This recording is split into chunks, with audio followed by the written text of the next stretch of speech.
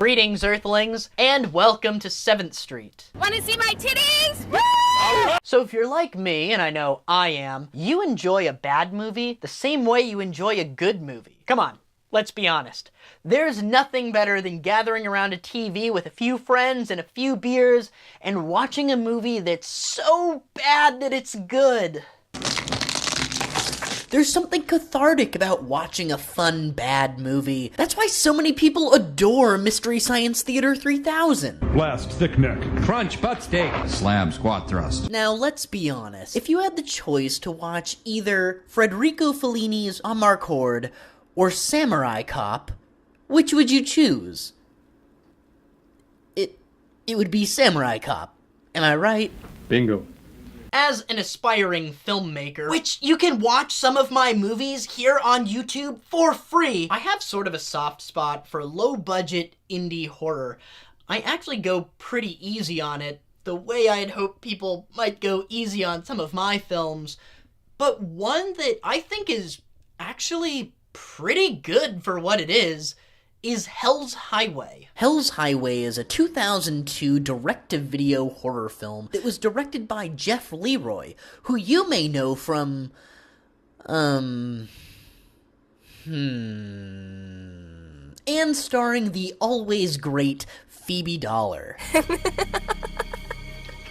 Now, I might be a little bit biased when it comes to this movie. The first time that I saw it, it was under the perfect conditions. It was Christmas Eve, 2010. Yes, the first time I saw this movie was on Christmas Eve. My little sister always gets me horror DVDs for Christmas, and on Christmas Eve, she really wanted me to open one of them, which fit right into my schedule because then I would have a new movie to watch before I went to bed. I opened up this really crummy 4-pack from Walmart, 4 different movies, one of which was Hell's Highway, and for whatever reason, I decided to watch that one first that night.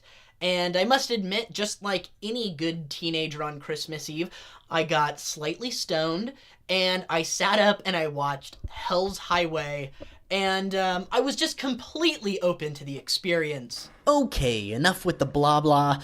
Let's get into the movie. I say yes. No.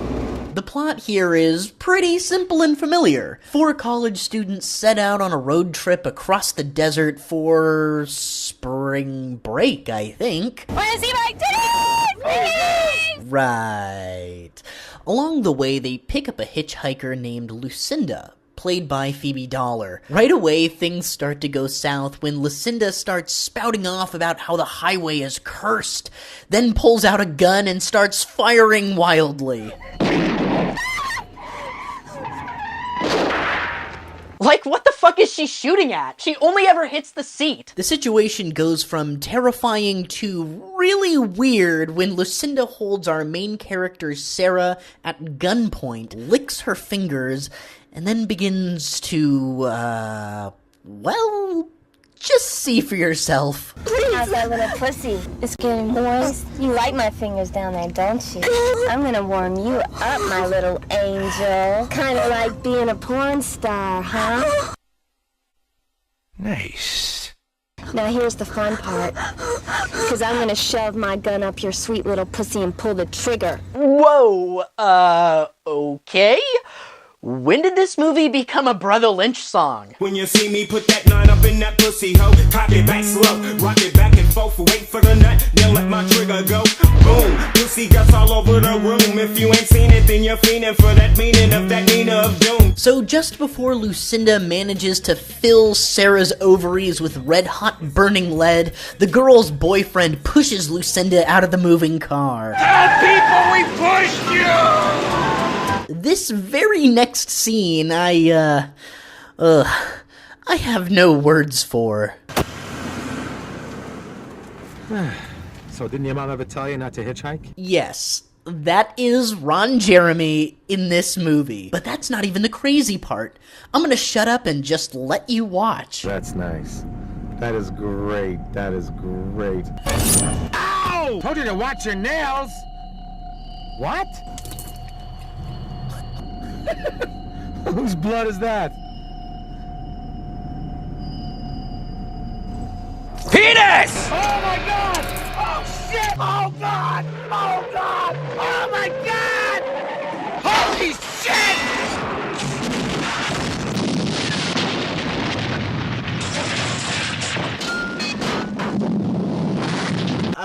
I have a lot of questions about this scene. How does one not feel their dick being cut off? Bring on the penis. How do you not react to the fact that the girl who was just jerking you off jumped out of your moving car? When you noticed blood squirting on the inside of your windshield, is your first reaction really to laugh? And this gas station, man, this gas station, is this gas station really made from plastic and styrofoam? Look at this shit. I can't explain it. The filmmakers were obviously using stock footage for these explosions. Look at the film scratches. This movie was clearly not shot on film. After being terrorized by a psycho killer, our 4 college students decide to set up camp for the night.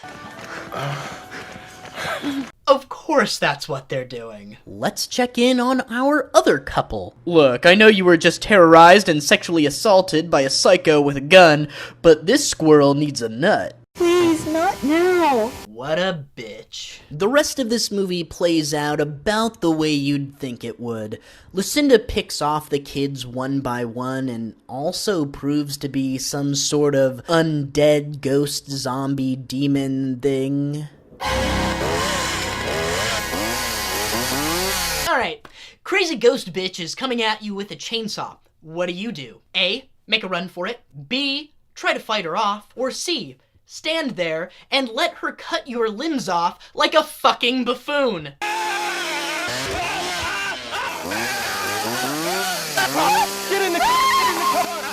Buffoon it is! So now we're creeping in on the end of this movie. Homegirl's boyfriend here gets shot in the eye.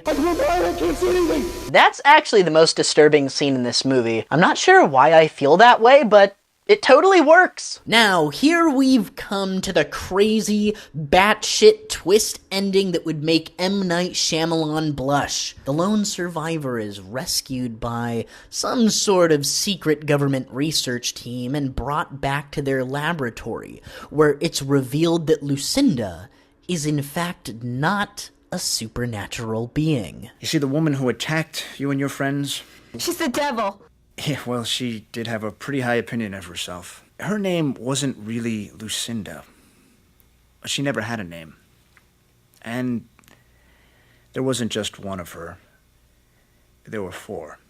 Quadruplets? No, let me explain. We've been doing some rather controversial cloning experiments out here. Okay.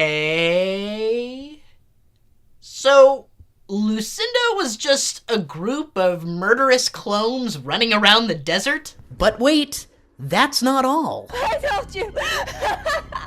I told you the devil would come back! So, the clones were demons after all? Or just this one? I start thinking, you know, and it makes me so angry. Like I said at the beginning of this video, I sort of have a soft spot for movies like these. And you know what? As far as low-budget indie horror goes, this is an extremely ambitious one. They couldn't have had much money to make this movie, but they were able to accomplish some rather decent effects. Sure, the movie isn't art with a capital A-R-T, but it is an unbelievably entertaining ride. My hat goes off to the filmmaker.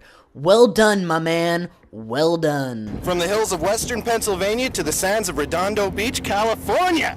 This movie's got blood, boobs, a stop-motion demon from hell, and Ron Jeremy getting his dick cut off. Why doesn't anyone reference this film? So long, you fucking weirdo!